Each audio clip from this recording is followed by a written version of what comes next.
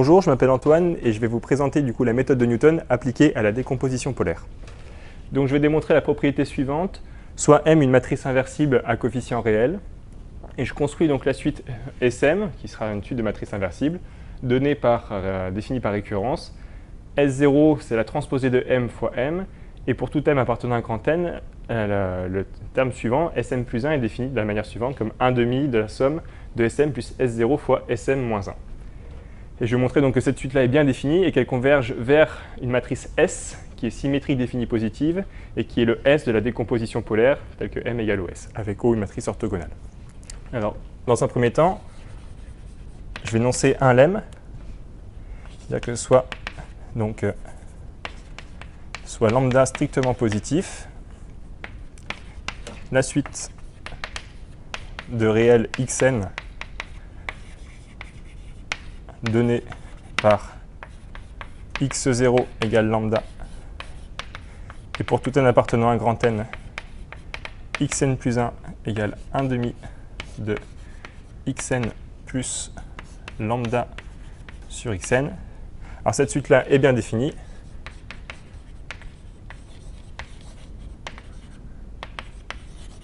Et converge vers racine de lambda. Donc en fait, ce lemme-là se démontre tout simplement en appliquant la méthode de Newton, appliquée à une certaine fonction, ici, donc démonstration du lemme.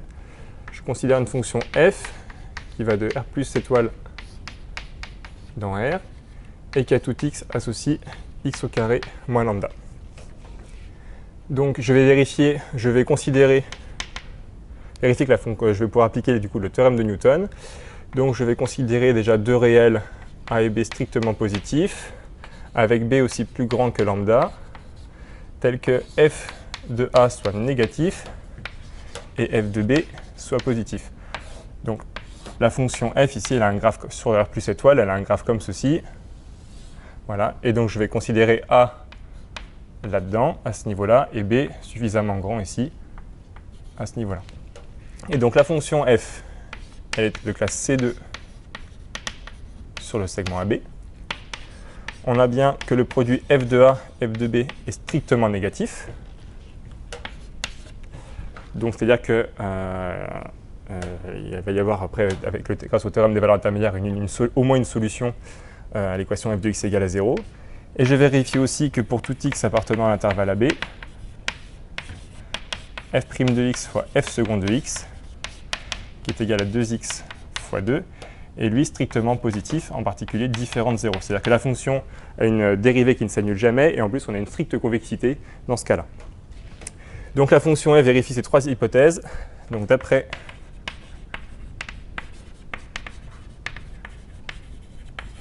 le théorème de Newton, l'équation f de x égale 0 admet une unique solution qu'on appellera ici racine carrée de lambda.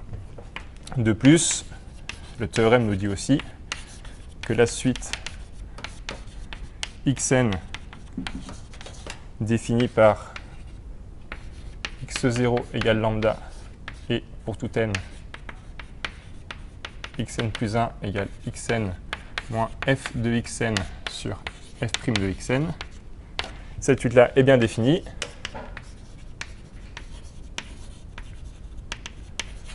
Et converge vers racine carrée de lambda.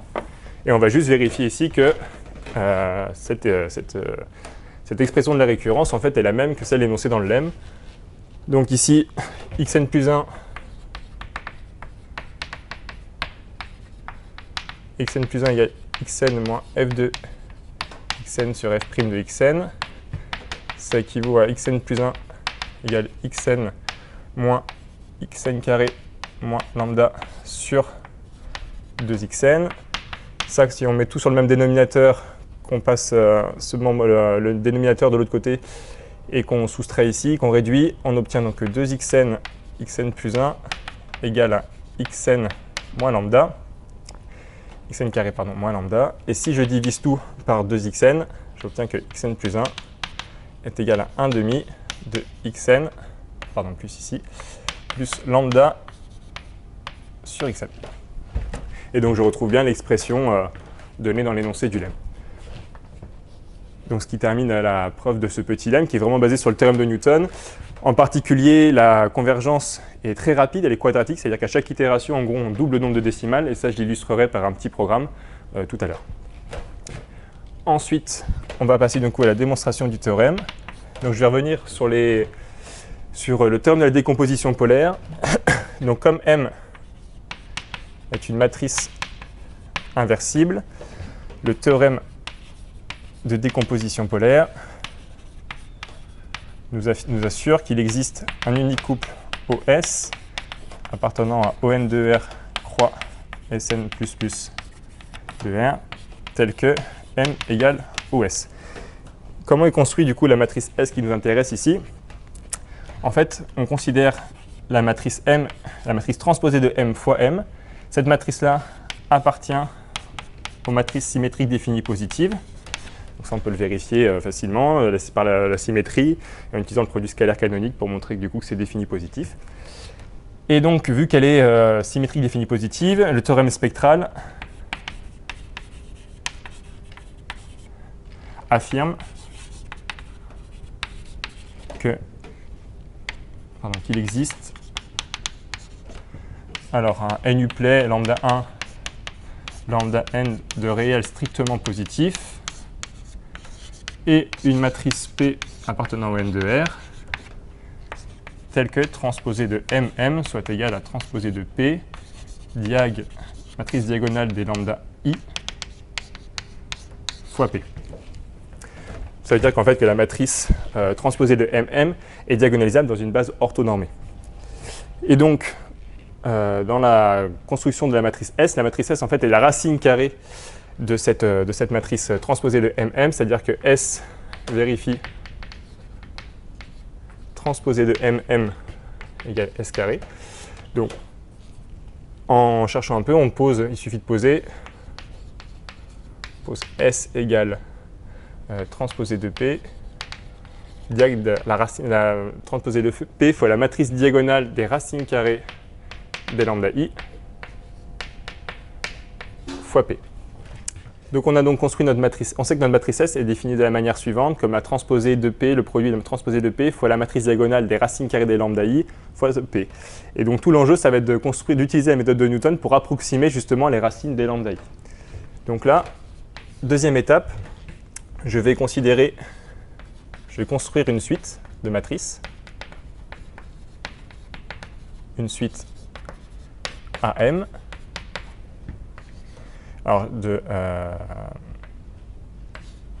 GLN de R, telle que A0 soit justement la matrice diagonale des lambda I, donc lambda 1, lambda n, et pour tout M appartenant à grand M, AN plus 1, va être défini de la manière suivante, avec la même expression dans le cas réel, c'est-à-dire AM plus A0 fois AM-1.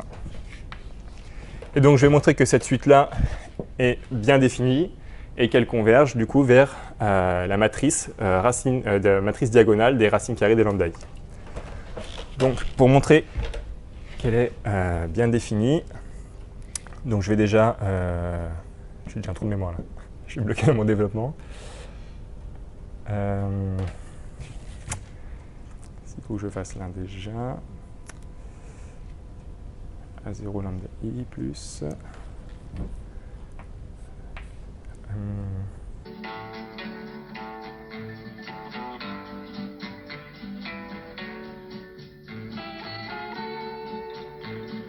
Alors on va déjà vérifier donc que A0 est bien une matrice inversible.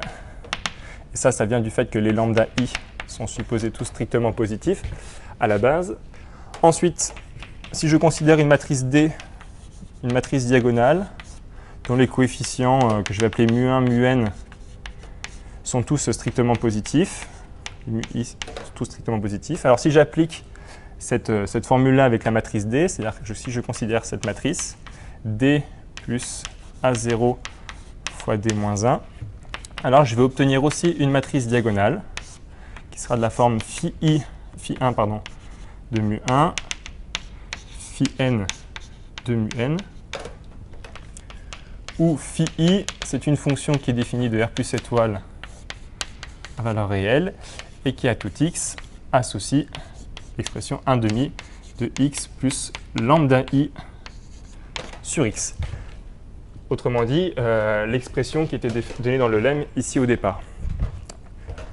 Donc, vu que j'obtiens cette forme-là, on voit bien que la suite AM est bien définie et qu'elle va converger, d'après le lemme précédent, vers les racines carrées des lambda I.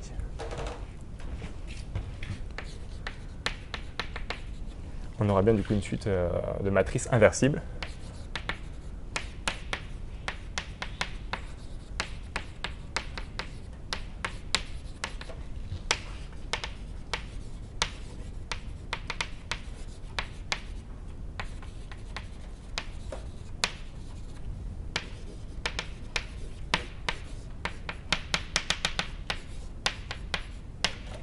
Voilà. Ensuite, dernier point, on va du coup revenir à notre base de départ grâce à la matrice P que j'avais définie au début de cette démonstration et construire du coup la suite SM. Donc pour tout M appartenant à un grand M, je pose SM qui est égal à transposé de P à M P. Donc je vérifie bien jusqu'à S0. Parce que dans mon énoncé, il faut que S0 soit égal à transposé de M fois M.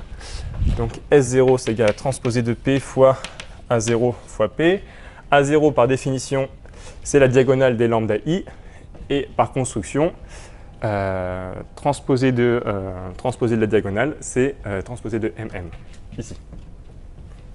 Donc transposé de P fois la diagonale des lambda 1, lambda N fois P. Et ça, c'est transposé de M. M. Donc S0 est bien égal à transposé de MM. Ensuite, si je considère un entier M, SM plus 1 est égal du coup à transposé de P à M plus 1 P. C'est donc égal à 1 demi, pardon, transposé de P fois 1 demi de AM plus A0 AM moins 1 fois P. En développant à gauche par transposé de P et à droite par P, j'obtiens donc c'est égal à 1 demi de transposé de P à MP plus, le 1 demi je vais le laisser en facteur, plus transposé de P fois A0 AM moins 1 fois P. Transposé de P à MP, bah, c'est SM. Plus ici, alors pour obtenir justement le A0, je vais faire apparaître un transposé de PP. Transposé de PP AM-1 P. P transposé de P, pardon. Voilà ici. Parce que ça, c'est égal à l'identité, vu que P est une matrice orthogonale. Donc ici, je trouve bien mon terme S0.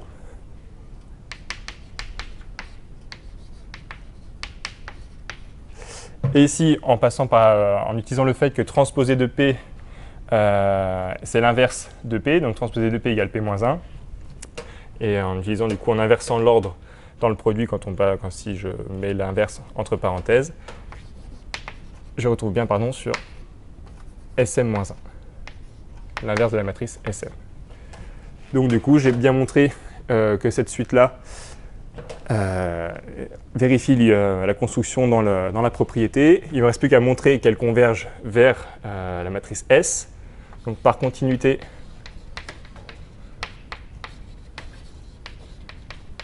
du produit matriciel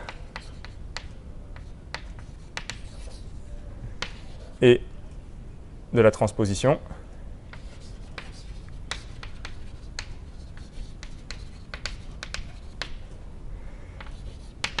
Un M converge vers diag racine carrée de lambda 1, racine carrée de lambda n. Donc SM va converger aussi vers transposé de P, diag de racine carrée de lambda 1, racine carrée de lambda n fois p, et ça c'est égal à S.